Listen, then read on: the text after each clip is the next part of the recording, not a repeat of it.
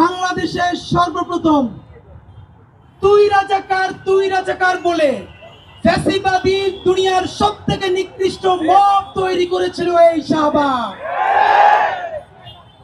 আমরা বলেছিলাম আপনারা খেয়াল করুন, এইখানে যে মব তৈরি করা হয়েছে কোটি কোটি টাকা বিদেশি থেকে এম্বাসি থেকে এনে 3টা হসপিটাল বন্ধ করে রাতে ইন্টারকন্টিনেন্টালে ঘুমিয়ে কাচ্চিয়ার তেহারি খেয়ে খেয়ে বিচার চাই না ফাঁসি চাই বলে যেই ফ্যাসিবাদ কায়েম করা হয়েছিল, সেই ফ্যাসিবাদের কারণেই পরবর্তীতে বাংলাদেশে আর একটা শাপলা মেসাকার হয়েছিল।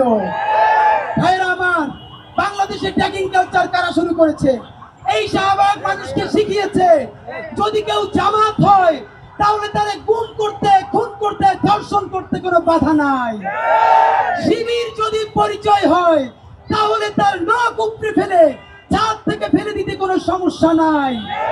এই ট্যাগিং করতে করতে পরবর্তীতে তারা জামাত ছেড়ে বিএনপিকে ধরেছে।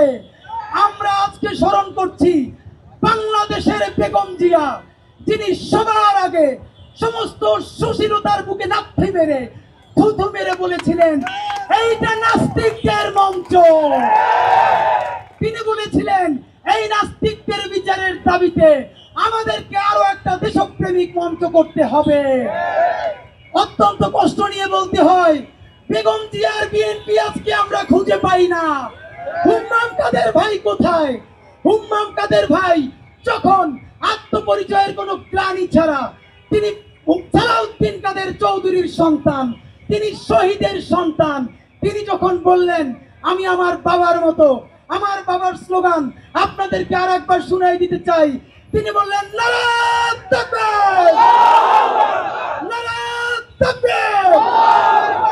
এরপরে আমরা দেখলাম সুশীল শাহবাগী অংশটা বলল এই স্লোগান হুম্মাম কাদের চৌধুরীর একক স্লোগান, এইটা বিএনপির স্লোগান নয়।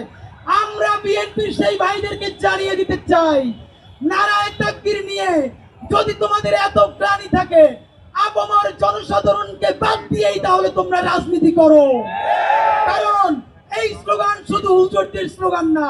কিছুদিন আগেও বাংলাদেশের উপরে ভারত যখন আক্রমণ করেছে, আপনারা দেখেছেন কৃষকেরা হাতে লাঠি নিয়ে ভারতের দিকে দৌড়ে যাচ্ছিল আর বলছিল নারায়ে তাকবীর। সুতরাং আমরা বলতে চাই, যার খুশি নারায়ে তাকবীর বলবে, যার খুশি মাহফিল করবে, কনসার্ট করবে, যাত্রা করবে, কাউকে বাধা দেয়া যাবে না। সুতরাং শহীদ সালাউদ্দিন কাদের চৌধুরীর জন্মদিনে তার সন্তানের সামনে দাঁড়িয়ে আপনাদের সাথে কথা বলতে পারা আমাদের জন্য অত্যন্ত গর্বের। হুম্মাম কাদের চৌধুরী ভাইয়ের মাধ্যমে জানাতে চাই, ইনশাআল্লাহ সবাইও যদি পিছু হতে চায়, চাই শাহবাগ বাংলাদেশে ফ্যাসিবাদ কায়েম করেছে তাদের বিচারের দাবি নিয়ে ইনকিলাব মঞ্চের ভাই বোনেরা রাজপথে ছিল, আছে, থাকবে ইনশাআল্লাহ।